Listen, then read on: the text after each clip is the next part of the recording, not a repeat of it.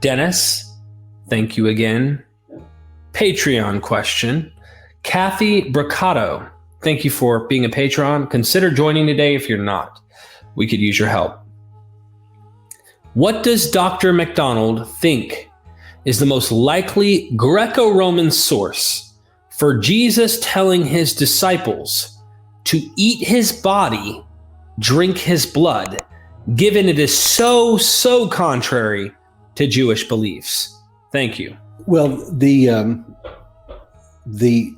Greco-Roman background that most people identify with this phenomenon, and I have no reason to doubt it and some reason to reinforce it, is it's a part of Dionysian religion, because Dionysus was a dying and rising god. And as a part of the ritual, there was the ritual eating of raw flesh called the omophagia, and the manual dissecting of animals, often rabbits apparently, but in the literature also fawns, and drinking the blood, or it may have been ingested by tasting the blood on the raw meat of the omophagia. And the tradition about that and the meaning of it is really quite diverse in antiquity. But that ritual seems to have been real and widespread. And so the idea of eating Jesus's blood, flesh, and drinking his blood probably is has Dionysian background. The place where this is most obvious in the New Testament is in the Gospel of John, where Jesus says, unless you munch my flesh, chew the flesh, and drink my blood, you have no life in you. So it's not just a institution of memory, as it is in Paul and in Mark, but it's a salvation act. You get salvation through this event, which is not one of memory, but it's one of a mystical union.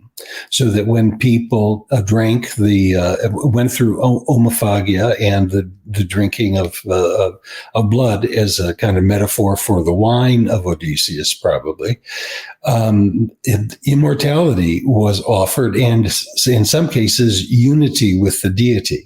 So that some initiates then became called Bacchants, and in this identification with the god. So that seems to be the closest history of religion's background to it. There may be relations also to Orphism, but Orphism was not a strong factor with early Christian teaching. So there also is a very interesting case to be made that you have something similar to a memorial meal in the Socratic tradition. Because in the Phaedo, when Socrates is on his last day, he tells his closest friends, just before he takes the cup of poison, to have a chicken meal in his honor, basically give a sacrifice to Asclepius, the god of healing, because Socrates is going to get healed from life by killing himself, thanks to the hemlock, and then he will be freed from the body. And so that's a memorial meal of some kind. But that's not the origin of the Christian Eucharist. So I supervised a dissertation on this topic, and the student wrote a beautiful dissertation and argued that the background was Dionysian. And I think that's probably the best answer. When I grab the mic, it's time, because I'm going to ask, I probe a little on something I'm interested in. We find this in the Gospels. We find this in Paul. We find this in the Gospel of John. John, as you say, is very explicit. Chew. I did chew for those who didn't see my hand. But the question I have is, where did this idea come from? So, I could see the Gospels. We've been watching them do mythology a lot. they harp on mythology here and there. And as I've been learning over the years in MythVision, and it's really MythVision, I've learned more in the past 2 years I think I ever have in my entire life about anything. And it's finding out, did you know these Jews lived in, this place called the Mediterranean world? And it was just pretty much Hellenized through and through everywhere. Even the heart of Jerusalem had Hellenism. The Maccabees, the sectarian groups that were located in Qumran caves. So you can't hide from it. It's there. Remember that saying in Ecclesiastes, wherever, if I go to Sheol, you're there. If I go here, Hellenism is like that. Okay. So Jewish writings that oppose Hellenism have Hellenistic models that they're using to do it. This is obvious in the Third Maccabees, where the Bacchae is a part of the resistance. You have it in Judith, where you have imitations of the Iliad and the Odyssey, probably, and it's against Hellenism. And you have it in the book of Tobit, which has probably imitations of the Odyssey, I think, quite clearly, actually. So even when you oppose Hellenism, you use Hellenism in order to oppose it. Just like we brought up earlier in the course that people are going to sign up for, when Josephus uses Moses' translation when he actually died, you're copying the Hellenistic ideas to make Moses better than the other Hellenistic. And I was like, oh, okay, good job, dude. I actually like this stuff. I love finding out something like that because it's like, oh, you're so slick, Josephus.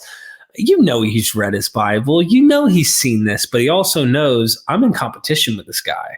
So if I've got to fake it till I make it, I will. I don't know. Anyway, I can't read his motives, but this question I have about Paul and the eating, there's a ceremonial meal in Paul. And they have an agape meal that I hear about. That's different discussion. But my point is Paul, earliest attestation of the Jesus movement, they're already doing this in Paul.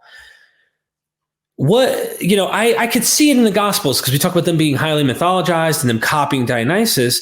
Are we suggesting that Paul himself was influenced by Dionysian mystery cult or Dionysian comparisons? He is engaging with Gentiles. I wouldn't be shocked. I become all things to all men could factor into this. But what are your thoughts about the sacramental meal in Paul? I don't know, honestly. I'm not an expert in Paul as I once thought I was. I know that the ritual is not apparent in the Q document, and the Q document is not interested in memorializing the death of Jesus in any case. I do think it's helpful, though, to add the things that, let's say, Joseph Campbell and others would add. That is, the sacrifice of an animal sometimes is understood to transfer life into the one who ingests it, or to the community that ingests it. So you have this in Native American religion too, I understand, that the taking of an animal's life is a way of transferring power to someone else. But in the Pauline tradition, it's a memorial meal. It's a celebration of and a recognition of the catastrophe of Jesus's death. Now, I'm not sure what the analogs would be to that. My student argued that there's a Dionysian background even to that in the Pauline tradition. Ladies and gentlemen, be sure to sign up for Dr. Dennis R. MacDonald's Greek Mimesis in the New Testament course, Reading the Gospels with One Eye on Greek Poetry. Dennis spends 18 lectures diving into several parallels, building up the methodology to show you his methods and how he sees that the New Testament authors cleverly rewrite and really make Jesus such a better figure than what we see in the older Greek myths and their poetry. You can sign up today, own it for life.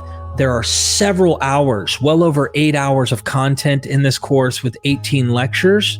Dennis gives you so much to read and look up and consider in investigating. Did the New Testament authors actually imitate the Greek epics to write their narratives about Jesus? There's several reading recommendations, additional resources under every single one of the lectures. You can download 1 through 18 on MP3 in case you want to just download it and have it in your your whatever the device might be in order to work and listen at the same time. You don't have to just see it. But if you decide to watch the content, it is all in 4K, extremely high quality content, as you can see. And you did it from Greek, Latin. The audio is nice and loud, takes you through his book.